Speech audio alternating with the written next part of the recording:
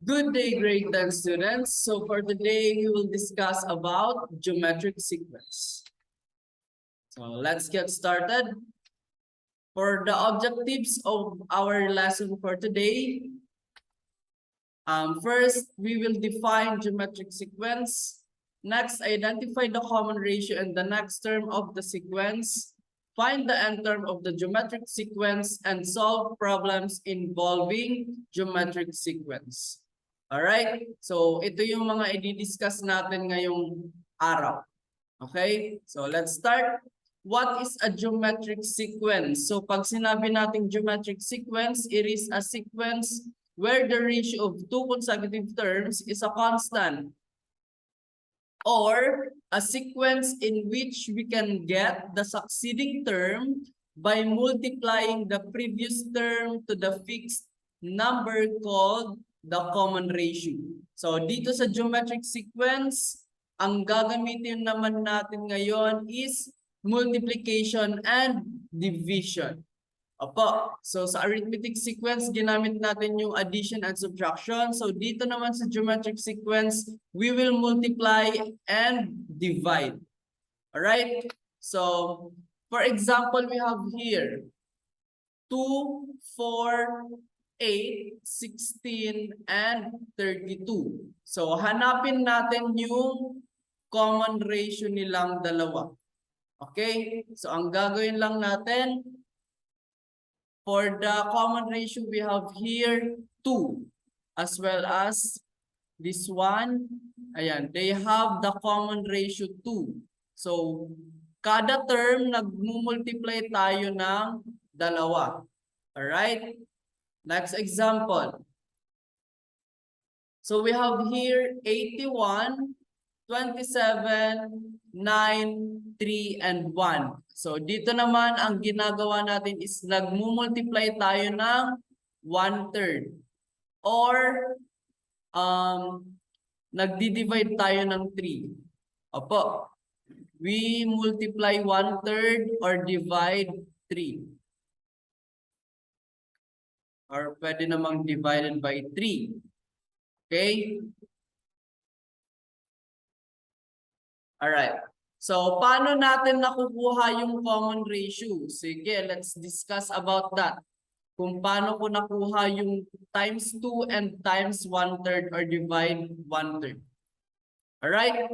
So, yung constant number na minumultiply natin or dinidivide sa preceding term is yun ang tinatawag nating common ratio, or it is denoted as R. Opo, kapag common ratio, ang makikita nyo naman dito is yung small letter R. So sa arithmetic sequence, ginamit natin is D to represent common difference. So dito naman sa geometric sequence, we have the common ratio denoted as R. So meron din tayong formula na gagamitin. The same with arithmetic sequence, we will, kung sa arithmetic sequence, nagsusubtract tayo using the first term doon sa second term. Ngayon naman, the same lang yung process, pero ang gagamitin nating operation is division. So we will divide the first term from the second term. So we have the formula, R is equal to A sub 2 over A sub 1. Okay, so let's have an example here. Find the common ratio and the seventh term of the following sequence: 48, 24, 12, 6, and 13. 3. Alright, so we have here 48. Alright, for the first term and 24 for the second term. So ang gagawin natin is substitute lang natin yung given. So ito na yung first term. Ito yung A sub 1, A sub 2, A sub 3, and A sub 4, and A sub 5. So using the A sub 2 and A sub 1, substitute lang natin. So we have 24 divided by 48. And since they are both divisible by 24, we will just round off or i-lowest term natin. So we have 1/2. Sige, i-try din natin yung A sub 3 minus A sub 2. So we have divided by a sub 2. So we have 12 divided by 24. They are both divisible by 12. So i-round off lang natin. Makukuha natin yung 1/2. Then dito naman sa a sub 4 divided by a sub 3, we have 6 divided by 12. They are both divisible by 6. So i-round off natin. So we have 1/2 or 1/2. Same with 3 divided by 6 divisible by 3. 3 divided by 3 is 1. 6 divided by 3 is 2. So we have 1/2. So ibig sabihin, yung common ratio natin is 1/2. Alright. So ngayon, sabi dito, yung tanong natin sa example 3 is find the common ratio and the 7th term of the following sequence. Okay, so ngayong meron na tayong common ratio and pinapahanap sa atin yung 7th term, we will use the common ratio to get the 7th term. So ang gagawin lang natin, we will multiply 1/2 from the last term, which is 3. So we have, all right, let me erase this one first. All right. So, ang gagawin natin, magmumultiply tayo ng 1/2 kay 3. So, we have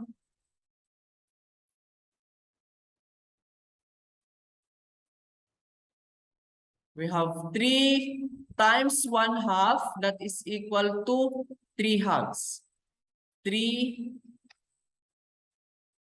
times 1/2, we have 3 times 1, 3/2. Okay? And then, since meron na tayong 3/2, ito na yung 6th term natin. Mag-a-add lang tayo ulit or magmumultiply tayo ng 1/2 kay 3/2. So we have 3 times 1, we have 3. 2 times 2, we have 4. So we have 3/4. Or in decimal, we have 0.75. Ayan. So our 7th term of the geometric sequence 48, 24, 12, 6, 3 is 0.75 or 3/4. Alright? Sige, ganun lang kadali. Ngayong alam na natin kung paano kunin yung common ratio and yung pang-ilang term or nth term using the common ratio, we will now proceed to the general term of the geometric sequence. Now, doon sa arithmetic sequence, meron tayong ginagamit na formula.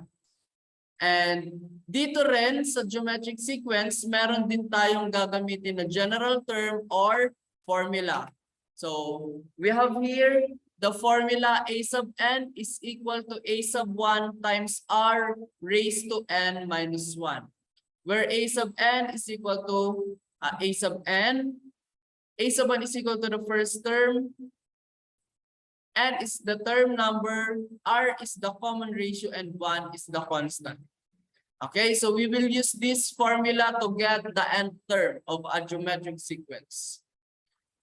Okay, so find the 9th term of the geometric sequence 3, 15, 75, 374, and 1875.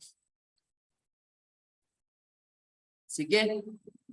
Ang gagawin lang natin is to find the given first. A sub n is equal to a sub 9. A sub 1 is equal to 3. That's the first term. The common ratio or the nth term or the term number is 9. And the common ratio, ang gagawin lang ulit natin is we divide the second term sa first term. Or divide the first term from the second term. So we have 15 divided by 3, that is equal to 5. So the common ratio is 5. So using now the given above, we will use the formula a sub n is equal to a sub 1 times r raised to n minus 1. Alright? So substitute lang natin. A sub n is equal to a sub 9. First term is 3. The common ratio is 5 raised to the term number subtracted by 1. Or 9 minus 1. Okay? Using the PEMDAS method, unahin natin yung exponent. We have 9 minus 1, that is equal to 8. And then after that, ikunin muna natin yung 5, yung value ng 5 raised to 8. So that is equal to 390,625. Again, ang gagawin natin dito sa 5 raised to 8, para lang ma-remind kayo, hindi po siya 5 times 8. Opo, hindi siya 5 times 8. That's wrong. That is 5 times 5 times 5 times 5 times 5 times 5 times 5 times 5. So, ibig sabihin, 8 beses natin i-multiply si 5. And yung sagot niya is 390,625. Now, hindi pa tapos. Dahil meron pa tayong i-multiply. So we have 3 times 390,625. That is equal to 1,171,875. So our ninth term of the geometric sequence 3, 15, 75, 374, and 1,875 is 1,171,875. All right. So next example. Find the sixth term of the geometric sequence 2, 6, and 18. Again, first we find the given. A sub n is equal to a sub 6. A sub 1 is equal to 2. N is equal to 6, or the term number. And the common ratio, we divide 6 divided by 2. So we have 6 divided by 2. That is equal to 3. So our common ratio is 3. So let's have the solution here using the formula a sub n is equal to a sub 1 times r raised to n minus 1. Again, we will just substitute the given to the formula. All right, so we have a sub 6 is equal to 2 times 3 raised to 6 minus 1. First, isubtract muna natin itong nasa exponent. So 6 minus 1, that is equal to 5. And i-multiply natin ng 5 beses si 3. So kaya 3 raised to 5, that is equal to 243. And after that, we will just multiply 243 times 2. And that is equal to 486. Okay, so our sixth term of the geometric sequence 2, 6, 18 is 486. Okay, last example. Find the ninth term of the geometric sequence 1024, 512, and 256. All right. So, find the given first. A sub n is equal to 9. Since hinahanap natin yung 9th term, or a sub 9. A sub 1 is 1024. That's the first term. The term number is 9. And the common ratio, we will just divide 512 by 1024. So, both are divisible by 512. So 512 divided by 512 is 1. 1024 divided by 512 is 2. So our common ratio is 1/2. So let's find the solution. We will just substitute the given to the formulas. So we have now a sub 9 is equal to 1024 times 1/2 raised to n 9 minus 1. Okay? Sige. I-correct ko lang ito kasi kailangan meron itong parentheses para lahat natin ma-raise yung both numerator and denominator. All right, so let's proceed. So we have 9 minus 1, that is equal to 8. So we have 1/2 raised to 8. Ayan. Okay. So next, we find the value of 1/2 raised to 8. So ibig sabihin, i-multiply natin ng 8 beses si 1/2. So ang sagot, 1 raised to 8 or 1 times 1 times 1 times 1 times 1 times 1 times 1 times 1, that is just equal to 1. And 2 raised to 8, 2 times 2 times 2 times 2 times 2 times 2 times 2 times 2. Walong beses minultiply si 2. So that is equal to 1/256. And then after that, you will just multiply 1024 by 1/256. So since 1024 times 1 is just 1024, we will just divide 1024 by 256. So since both are divisible by 256, i-lowest term lang natin siya. 1024 divided by 256, that is equal to 4. So our ninth term of the geometric sequence 1024, 512, and 256 is 4. All right? And that is it for our discussion. I hope you learned about our lesson today about geometric sequence. And now I will give you an activity to answer. All right? Sige. On your book, kindly open your book on page 43. So we have page 43, task 3. Ang gagawin nyo is find the 8th term of each geometric sequence sa number 16 to 18. And for 19 to 20, find the 11th term of each geometric sequence. Again, find the 8th term of each geometric sequence from page 43, task 3, numbers 16 to 18. And for numbers 19 to 20, find the 11th term of each geometric sequence. All right? So that is it for this lesson. Thank you for watching. Always remember that God is good all the time. Keep always safe and good luck. Bye-bye.